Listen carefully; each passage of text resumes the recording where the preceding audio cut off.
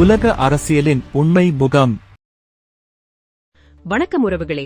உலக நாடுகளுக்கிடையே கடந்த 48 மணி நேரத்தில் நிகழ்ந்துள்ள அதிரடி திருப்பங்கள் மற்றும் உலக அரசியலின் ஆழமான நகர்வுகள் குறித்த விரிவான செய்திகளை இந்த கட்டுரையில் பார்க்க போகிறோம்.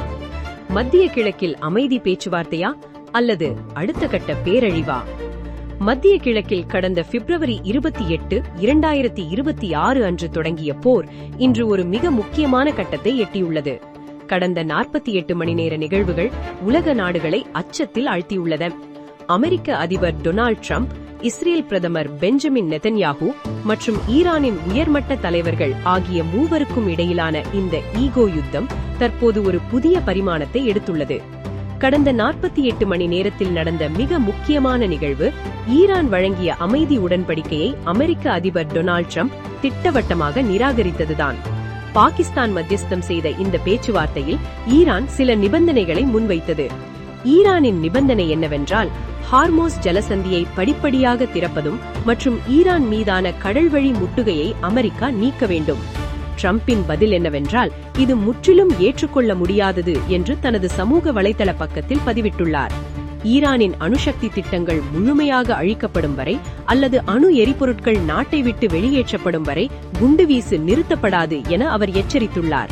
இஸ்ரேல் பிரதமர் நெதன்யாகு கடந்த 24 மணி நேரத்தில் வழங்கிய பேட்டியில் ஈரானின் அணுசக்தி கையிருப்பு முழுமையாக அழிக்கப்பட வேண்டும் என்பதில் உறுதியாக இருக்கிறார். யுத்தம் இன்னும் முடியவில்லை, ஏனெனில் ஈரானிடம் இன்னும் அணு ஆயுத மூலப்பொருட்கள் உள்ளன என்று அவர் கூறியுள்ளார். இஸ்ரேலின் வானிலை தாக்குதல்கள் லெபனான் மற்றும் ஈரானின் முக்கிய பகுதிகளில் இப்போதும் தொடர்ந்து கொண்டிருப்பது குறிப்பிடத்தக்கது. கடந்த 2 நாட்களில் கத்தார் கடற்கரை அருகே ஒரு சரக்கு கப்பல் அடையாளம் தெரியாத ஏவுகணையால் தாக்கப்பட்டது. ஈரான் தனது நிழல் போர் முறையை மீண்டும் கையில் எடுத்துள்ளதாக நிபுணர்கள் கருதுகின்றனர். ஐக்கிய அரபு அமீரகம் மற்றும் குவைத் ஆகிய நாடுகள் தங்கள் வான் எல்லைக்குள் நுழைந்த ஈரானிய ட்ரோன்களை சுட்டு வீழ்த்தியதாக அறிவித்துள்ளன. இது பிராந்தியத்தில் உள்ள மற்ற நாடுகளையும் போருக்குள் இழுக்கும் முயற்சியாக பார்க்கப்படுகிறது. இந்த போரின் பின்னணியில் சில மர்மமான தகவல்களும் வலம் வருகின்றன. அமெரிக்காவும் இஸ்ரேலும் ஈரானின் அணுசக்தி நிலையங்களை மட்டும் இலக்காக வைக்கவில்லை, மாறாக ஈரானில் ஒரு உள்நாட்டு புரட்சியை தூண்டி ஆட்சி மாற்றத்தை ஏற்படுத்த திட்டமிட்டுள்ளதாக பேசப்படுகிறது. ஈரானின் உச்ச தலைவர் கமேனியின் மகன் மோஜ்தபா தற்போது ராணுவ நடவடிக்கைகளை ரகசியமாக வழிநடத்தி வருவதாகவும், ஈரானின் ராணுவ புரட்சிப்படை அவருக்கு கட்டுப்பட்டு ஒரு பெரிய கவுண்டர் அட்டாக் திட்டமிட்டுள்ளதாகவும் கூறப்படுகிறது. எகிப்து, பாகிஸ்தான், சவுதி அரேபியா மற்றும் துருக்கி ஆகிய நாடுகள் இணைந்து ஒரு புதிய ரகசிய கூட்டணியை உருவாக்கி அமெரிக்க இஸ்ரேல் ஆதிக்கத்தை தடுக்க முயல்வதாக ஒரு தகவல் உள்ளது. கடந்த 2 நாட்களில் கச்சா எண்ணெய் விலை மீண்டும் உச்சத்தை எட்டியுள்ளது.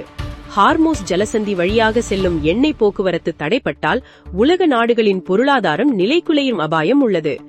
ஏற்கனவே எரிபொருள் தட்டுப்பாட்டால் தவிக்கும் பல நாடுகள் இந்த 48 மணி நேர பதற்றத்தை மிக கூர்மையாக கவனித்து வருகின்றன. அடுத்த 48 மணி நேரம் என்பது மத்திய கிழக்கிற்கு மட்டுமல்ல, முழு உலகிற்குமே மிக முக்கியமானது.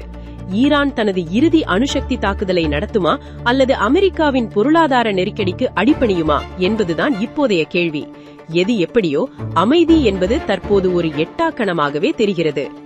ரஷ்யா விக்டரி டே கொண்டாட்டத்தை ஒட்டி தற்காலிக சீஸ்ஃபயர் அறிவித்தது. ஆனால் உக்ரைன் கூறுவது வேறு. உக்ரைன் அதிகாரிகள் கூறுவதன்படி ரஷ்யா ட்ரோன் மற்றும் ஏவுகணை தாக்குதல்களை தொடர்ந்து நடத்தியுள்ளது.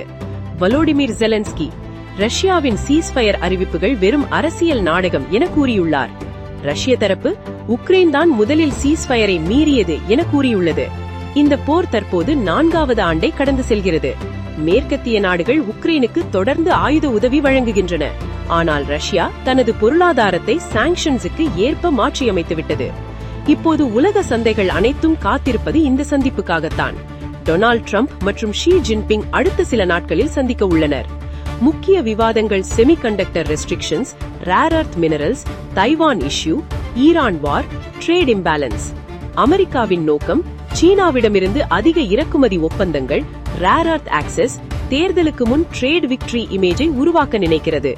சீனாவின் நோக்கம் யுஎஸ் சிப் ரெஸ்ட்ரிக்ஷன்ஸ் தளர்த்தப்பட வேண்டும், தைவான் குறித்து அமெரிக்காவின் மொழிநாடை மாற வேண்டும், பொருளாதார அழுத்தத்தை குறைக்க வேண்டும். இந்த சந்திப்பு வெற்றியடைந்தால் உலக பங்குச்சந்தைகள் உயரும், சப்ளை செயின் பதற்றம் குறையும், தைவான் டென்ஷன் தற்காலிகமாக தணியலாம். தோல்வியடைந்தால் புதிய tariff war, tech cold war தீவிரமாகும், ஏசியா பசிபிக் பகுதியில் ராணுவ பதற்றம் உருவாகும். ஆக இன்றைய உலக அரசியலை ஒரே வரியில் சொல்வதானால் பவர் பேலன்ஸ் மறுபடியும் எழுதப்படுகிறது. ரஷ்யா உக்ரைன் போர் இன்னும் முடிவுக்கு வரவில்லை. அமெரிக்கா சீனா போட்டி உலக பொருளாதாரத்தை நிர்ணயிக்கிறது. மத்திய கிழக்கு பதற்றம் உலக எண்ணெய் மார்க்கெட்டை அச்சுறுத்துகிறது. இந்தியா போன்ற நாடுகள் புதிய உலக ஒழுங்கில் முக்கிய நடுவராக உருவெடுத்து வருகின்றன. அடுத்த ஒரு வாரம் உலக அரசியலில் மிக முக்கியமான காலமாக இருக்கலாம். தொடர்ந்து இணைந்திருங்கள். நன்றி.